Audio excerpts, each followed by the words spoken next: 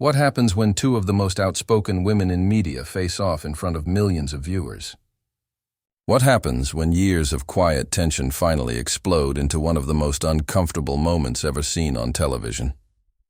Megyn Kelly completely took apart Meghan Markle in a way that left the whole studio silent and social media burning up. This wasn't just another celebrity interview that went wrong. It was a masterclass in exposing someone's contradictions.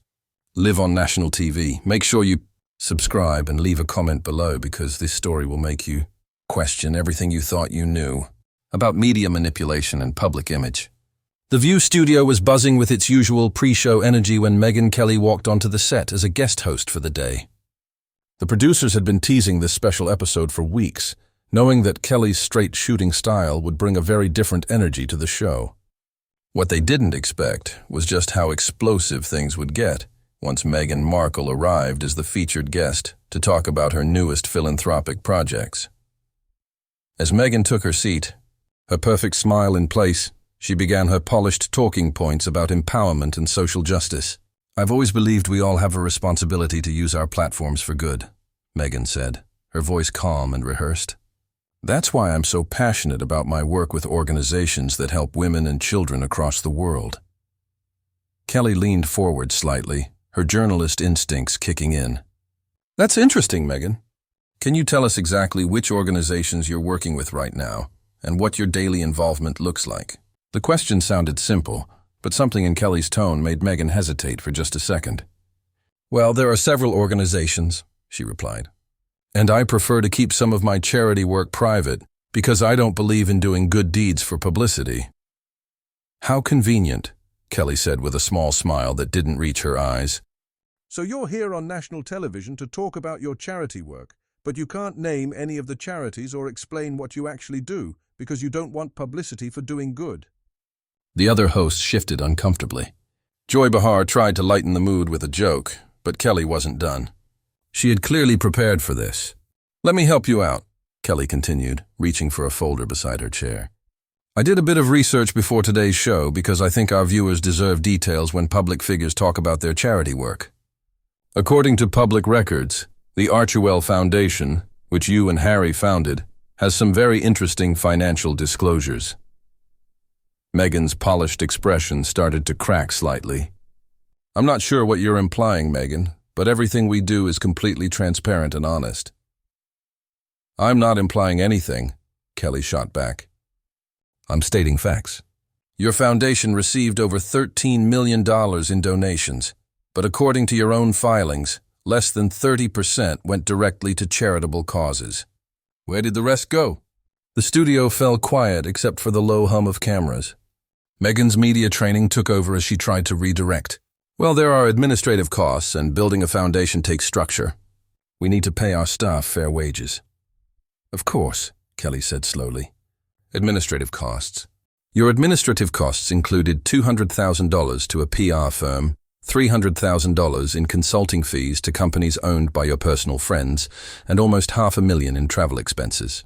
That's quite a lot of administration for a foundation that gave away less than $4 million to actual causes."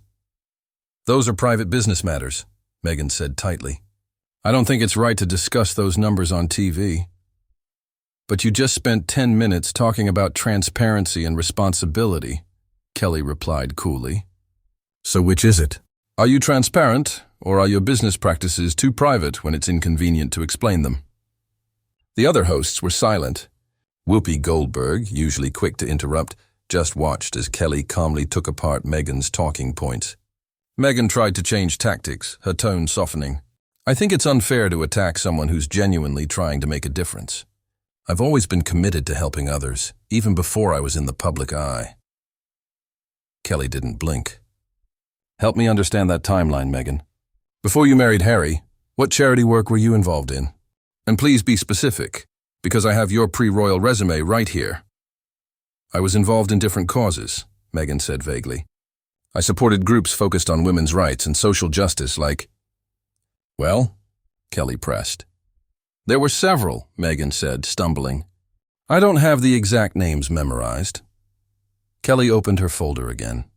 "According to your representatives at the time, Your involvement included one film trip to Rwanda for a water charity and a few social media posts about various causes.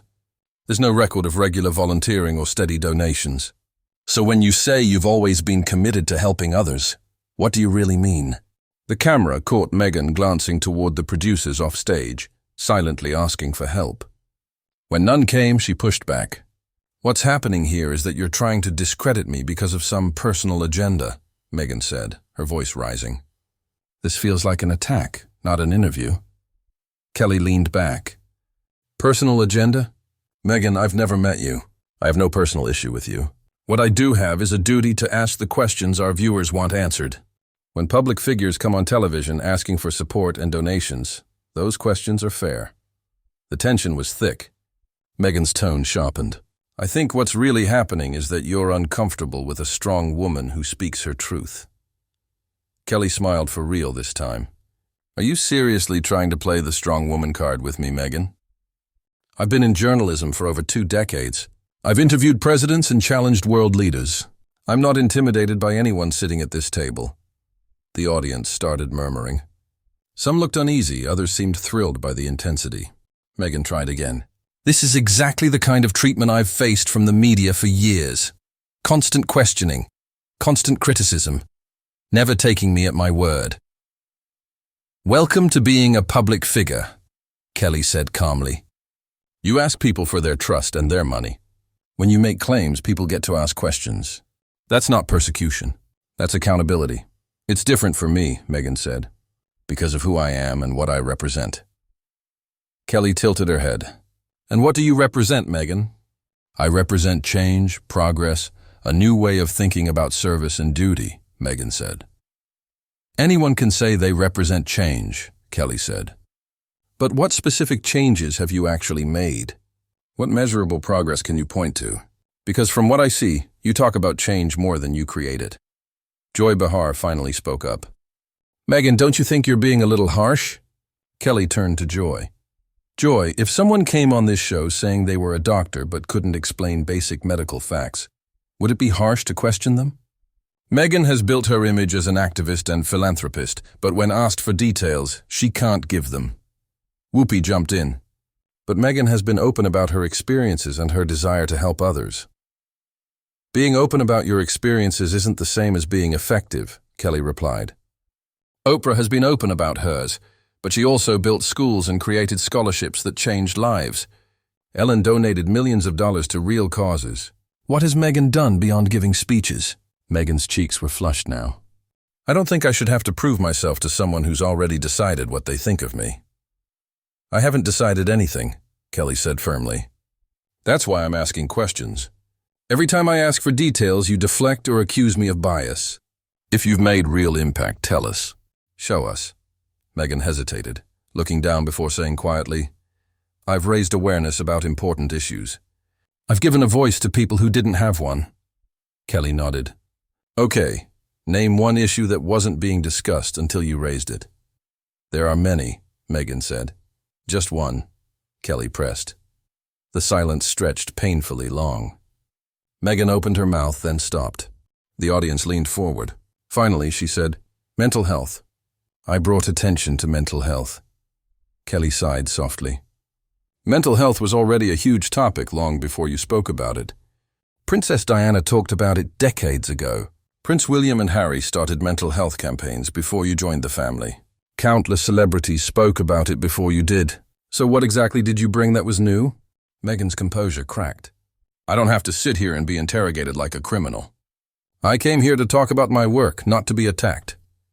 There it is, Kelly said calmly. When you can't answer questions, you attack the person asking them. You accuse them of having an issue with you. It's the oldest move in the book. Sonny Hostin tried to step in. Maybe we should change the topic. No, Kelly said. Because this is the problem. Every time someone asks Meghan real questions, people rush to protect her. That doesn't help her. It just shields her from accountability. Meghan stood up. I don't have to take this. Actually, you do, Kelly said evenly. You agreed to this interview.